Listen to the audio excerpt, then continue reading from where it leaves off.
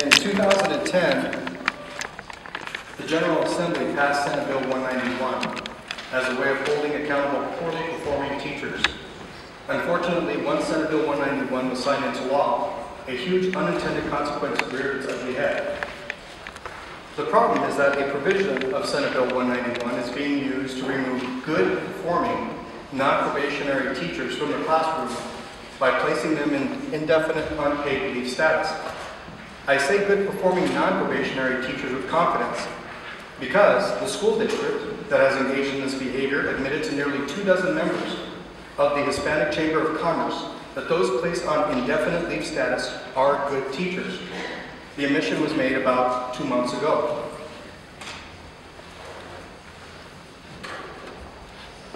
In fact, during the meeting with the Hispanic Chamber of Commerce, they said very succinctly, "We are not talking about bad teachers. We agree these teachers are good." Now, this has resulted in the disappearing good teacher in the school district.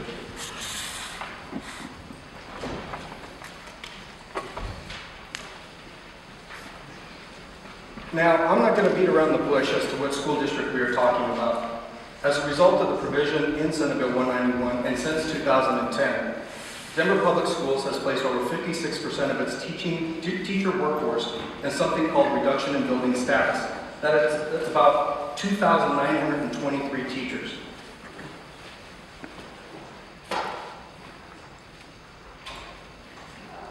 The number is so large that DPS accounts for around 95% of all good teachers placed in this indefinite leave without pay status throughout the state.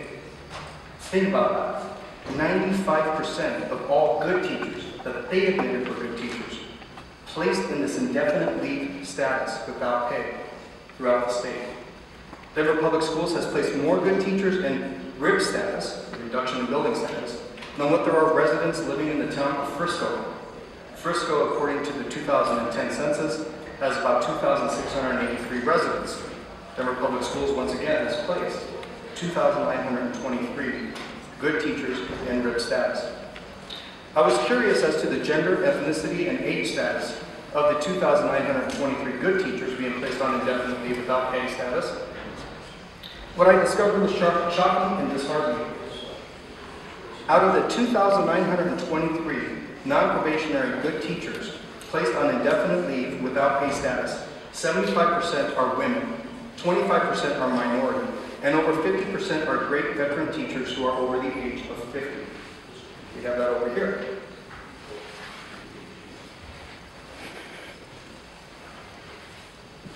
In a school district where the minority student population is over 60%. Now, I'm sure someone might ask me where you get this information from. We got this from Denver Public Schools. In a school district where the minority student population is over 60%, these numbers of non-probationary, good-performing teachers being placed on indefinite leave without pay is shocking, it's staggering, and it's unconscionable. Committee members, absorb these numbers. Latino students make up about 58% of the student population, but account for around 17% of the teachers. African American students make up around 14% of the student population, but account for around 4% of the teachers. While various school districts, including DPS, talk about efforts to recruit more minority teachers, these efforts necessarily and mathematically fall short when you're placing a higher percentage of non-probationary, good minority teachers in indefinite leave without pay status than what you are recruiting. It could be that minority teachers are leery about working in places such as DPS when they know they can be placed in indefinite leave without pay status despite being a good performing teacher. Thus, when I learned that DPS was using Senate Bill 191, or provision of Senate Bill 191, to place non-probationary, good-performing teachers on indefinite leave without pay status, naturally, I was concerned about the statewide effect, particularly since we're talking about state statute. Because this isn't just limited to Denver Public Schools. Other school districts throughout the state can do this too. To be fair, the number of teachers placed in mutual consent assignments since 2010, out of those 2,923 students, 825 found mutual consent positions. Once again, this is all Denver Public School information. Out of the 2,923 students, or teachers, 825 found mutual consent positions, 1,683 were on probationary status, 1,240 were on protected status, 105 resigned or retired because they were placed on indefinite leave. And I have here 296 were placed elsewhere. That's a large number. Ultimately, it ended up being 57 teachers presently, from what we know, who are placed on unpaid leave status. Once again, by their own admission, these are good teachers. As a civil rights and constitutional law attorney, one thing I know as a fundamental principle is that placing a non-probationary public employee in an indefinite leave without pay status is tantamount to a termination. Such a termination should trigger due process rights. In fact, after becoming aware of what Denver Public Schools is doing, I did some case law research. I want to read to you just a couple of quotes from cases throughout the nation. Having acquired a property right in continued employment, an employee has a protected interest in salary and benefits.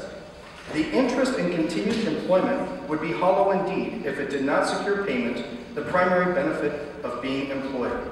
Therefore, an employer placing an employee on an indefinite leave of absence, even if not amounting to a discharge, constitutes the deprivation of a protected property interest. That's exactly what we have going on there.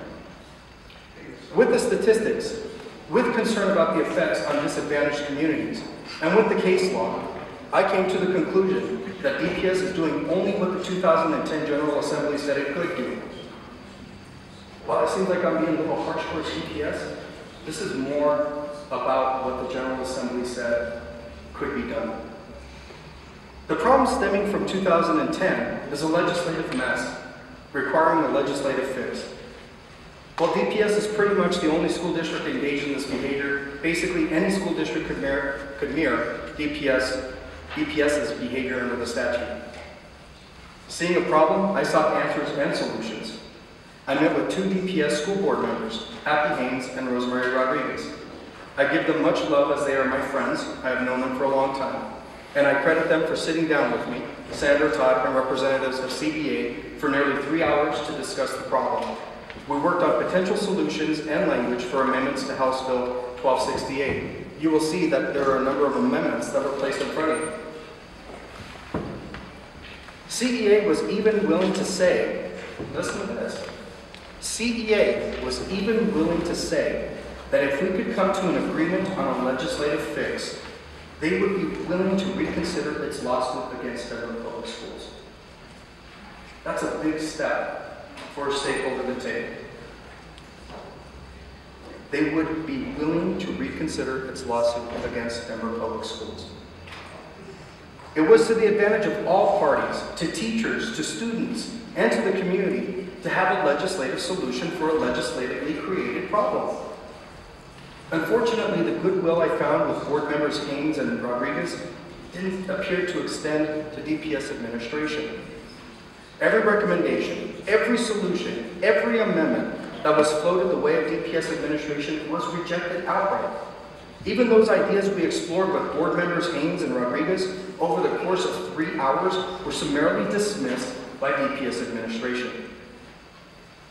It pains me to highlight the intransigence of DPS administration because I consider Superintendent Tom Boasberg and General Counsel Alex Martinez my friends. I've known them for a long time too, and I will still consider them friends after this. This is just a disagreement. Yet, it is unfortunately obvious that DPS administration does not honor the give and take of the democratic process. Specifically on House Bill 1268, the give and take of policymaking appears not to apply. For every amendment that was sent its way, DPS administration became increasingly and stubbornly rooted in its position, a position, it appears, that placing non-probationary good teachers in indefinite leave without pay status is acceptable to them. So what do you do as a legislator who recognizes a serious problem in statute? What do you do when you're a legislator who honors the value of bringing stakeholders together in an effort to craft the best legislation possible? What do you do as a legislator when one of the key stakeholders refuses to come to the table? I guess I could look to push the legislation through committee with hours of heated testimony, only to have hours of heated debate on the House floor if this bill gets passed out of committee. Or I can ask that this bill be postponed, take the next year to work with the stakeholders, bring in respected community leaders to encourage DPS administrators to engage in the legislative process in good faith. The disadvantage of the latter is that our kids continue to suffer through this turmoil. This topsy-turvy farce of reduction in building resulting in disappearing good teachers. We should be sickened and embarrassed by the battles on K-12 education. These battles drive the sane to insanity and the adult to immaturity. Nonetheless, because this bill, the suggested amendments, along with reconsidering a lawsuit, are more of a benefit to our students than any ridiculous circus that surely will follow this bill, I am requesting one of my colleagues on this committee to postpone indefinitely House Bill 1268. I elect to take the next year to bring these stakeholders to the table to impress upon them the need to be shining examples to our kids. Thank you, Representative Salazar. I really appreciate the hours that you devoted to this issue. And with that, Representative Henderson. Thank you, Madam Chair. Upon the request of the sponsor, I move House Bill 1268 be PI. Second. That motion has been properly made by Representative Henderson, seconded by Representative Young. The committee will be in a brief recess until we get on committee members.